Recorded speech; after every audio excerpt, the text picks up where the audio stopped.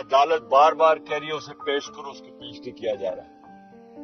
مجھے خوف ہے کہ اس کے اوپر بہت تشدد کیا گیا ہے، اور جو تشدد کیا گیا ہے اگر وہ زندہ ہے تو وہ اس عدالت کے سامنے نہیں لا رہے، کیونکہ اس کی جب عدالت کے سامنے اس کی حالت دیکھی جائے گی تو اس لیے اس کو چھپایا ہوا ہے۔